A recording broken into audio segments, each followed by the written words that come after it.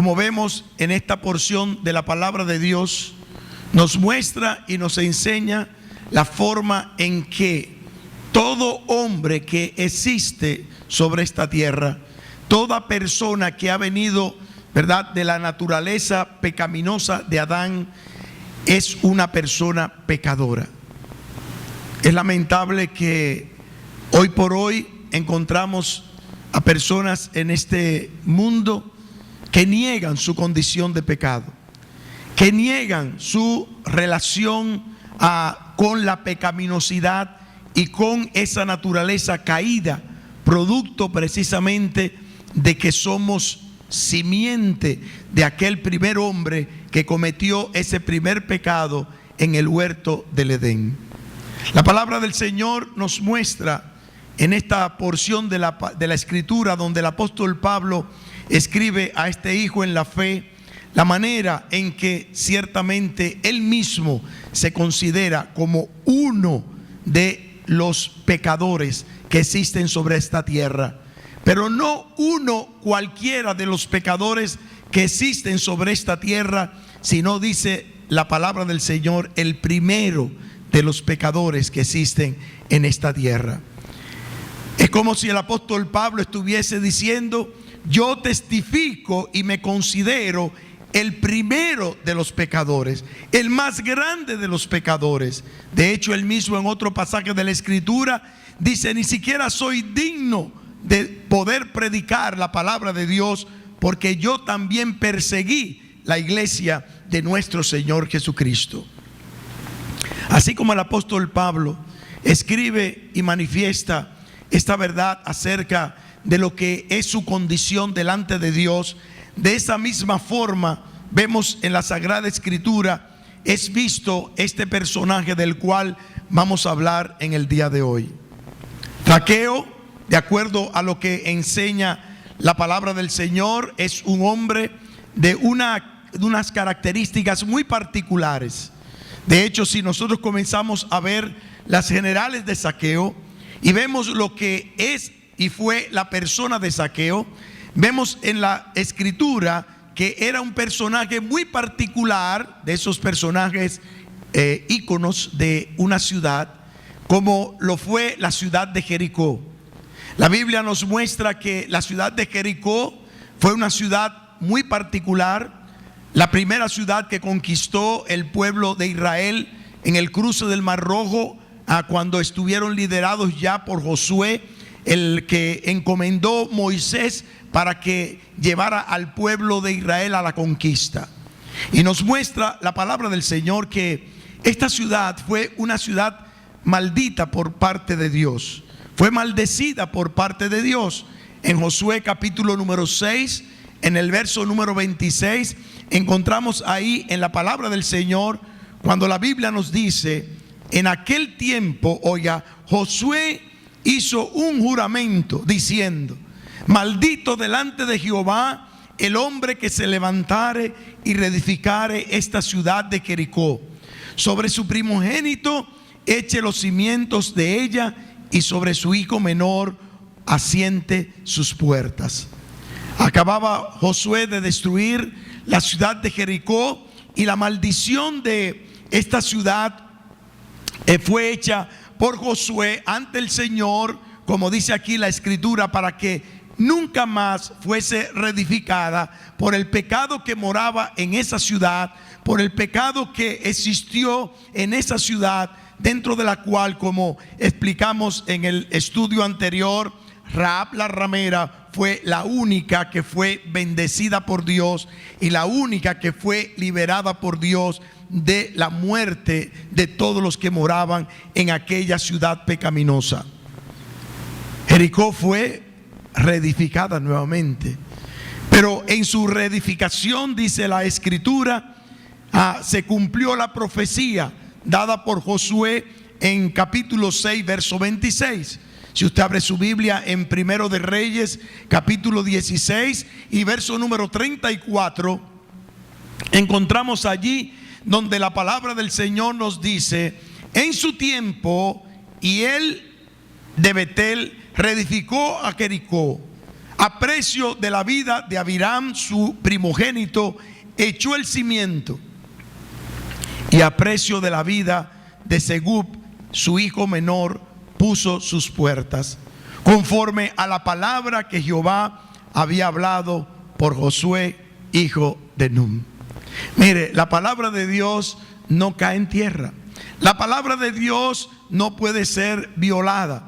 La palabra de Dios no puede ser cambiada. La palabra de Dios siempre va a tener un cumplimiento de acuerdo a lo que Dios ha establecido. Y es por eso que somos llamados, de acuerdo a lo que nos dice la palabra de Dios, a escuchar la voz de Dios y a saber lo que Dios quiere para nuestras vidas y para este mundo. Esta ciudad fue visitada por el Señor Jesús. Había sido, como dije, maldita a través de Josué.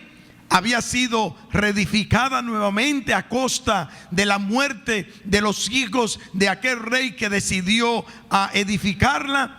Pero en este tiempo, dice la palabra, Jesús fue a rescatar a algunas personas, pero en especial a una persona llamada Zaqueo en esta ciudad de Jericó. La ciudad de Jericó, como dije, fue una ciudad que se había caracterizado por el pecado que había cometido como ciudad. Era una ciudad, como dije también en el estudio de Rahab, una ciudad céntrica en Israel, porque era la conexión del este con el oeste, del norte con el sur, y todo aquel que pasaba por el desierto de Judea paraba en aquella ciudad, que era más bien como un oasis en medio del desierto. Pero es allí donde Jesús va a rescatar a los pecadores. En Gálatas capítulo 3, en el verso número 13, dice la palabra del Señor. El apóstol Pablo está hablándonos sobre la persona de Cristo y dice: Cristo nos redimió de la maldición de la ley, hecho por nosotros maldición, porque está escrito: maldito todo aquel que es colgado en un madero. Jesús sabía lo que era ser maldito. Jesús sabía lo que costaba el precio de la maldición. Y de hecho Él iba a pasar por esa experiencia.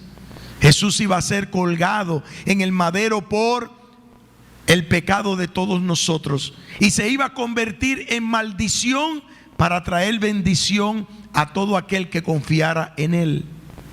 Zaqueo, como vemos aquí, uno de los pobladores de aquella ciudad maldita, dice la palabra de Dios, estaba allí esperando el momento preciso para encontrar la salvación de su alma. Su nombre paradójicamente significaba puro. Aparece en diferentes pasajes de la Escritura, denotando que Zaqueo era un hombre judío. Aparece en Esdras capítulo 2 verso 9, su nombre igualmente en Nehemías capítulo 7 verso número 14. Dentro de toda la genealogía bíblica aparece este nombre llamado Zaqueo.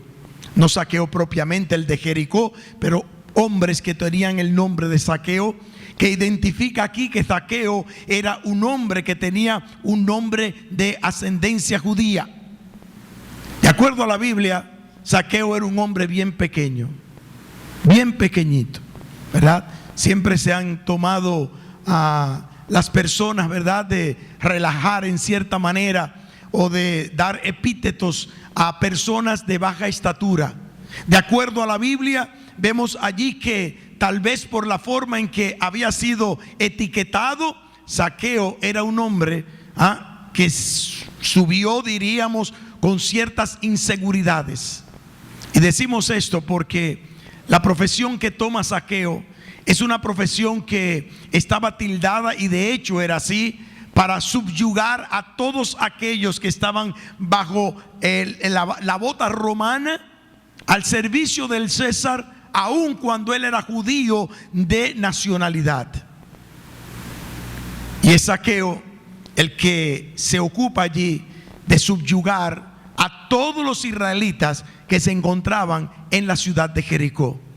Dice la Biblia que no solamente era un cobrador de impuestos, llamado publicano en la Biblia, sino que era el jefe de los publicanos.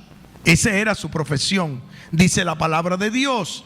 Y muchos de los religiosos de aquel entonces sabemos que criticaban esta profesión.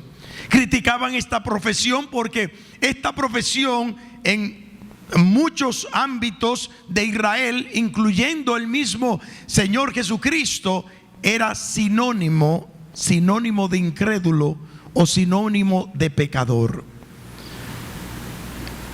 En Mateo capítulo 18, en el verso número 17, cuando el Señor Jesucristo está hablando de la desavenencia que puede haber entre dos hermanos, y dice allí la palabra que el Señor da ciertos consejos para que se quite de entre esas dos personas el desacuerdo que pueda haber. Dice: si tu hermano peca contra ti, ve y repréndele, estando tú y él solo, con tal de ganarte a tu hermano. Si él no te oye, dice la palabra, toma otro contigo, o dos o tres, y ve para que ganes el corazón de ese hermano. Si no te oye, dice la palabra, llévalo a la iglesia. Y en ese versículo 17 dice: si no los oyere a ellos, dilo a la iglesia. Y si no oyere a la iglesia, ¿qué dice ahí? Tenle como gentil y publicano. La profesión que tenía Zaqueo era una profesión estigmatizante. Estigmatizaba a todos aquellos que estaban dentro de ella y eran considerados como personas que estaban cometiendo pecado delante de Dios. Primero, porque estaban traicionando su nación, y en segundo lugar, porque eran personas que se convertían en usureros y convertían el dinero en su Dios. Y la Biblia nos muestra aquí que precisamente por causa de su profesión y por causa de su pecado y por causa de los bienes que había acumulado, Zaqueo se convierte en un personaje, tal vez el más rico de la ciudad de Jericó. Y se parece mucho a nuestros tiempos, ¿verdad? Donde la riqueza que posee el hombre es lo que le da el estatus que va a tener en la sociedad dentro de la cual se desenvuelve. Dependiendo de la cantidad de bienes que tengamos, de la cantidad de dinero líquido que poseamos, vamos a tener una posición encumbrada en la sociedad. Y es lastimoso ver cómo también en el día de hoy, así como en el tiempo de Zaqueo, dice la palabra del Señor, su posición social la definía el dinero que él poseía. Para Zaqueo, según Jesús, sería difícil entrar en el reino de los cielos. ¿Por qué razón? ¿Porque tenía dinero? No, porque tenía amor al dinero. Si nosotros buscamos en nuestras Biblias, en Lucas capítulo 18 y verso número 24 al 27, la Biblia hablando de un encuentro que tiene Jesús con un joven rico, al cual le había pedido que vendiera todo lo que tenía y que tomara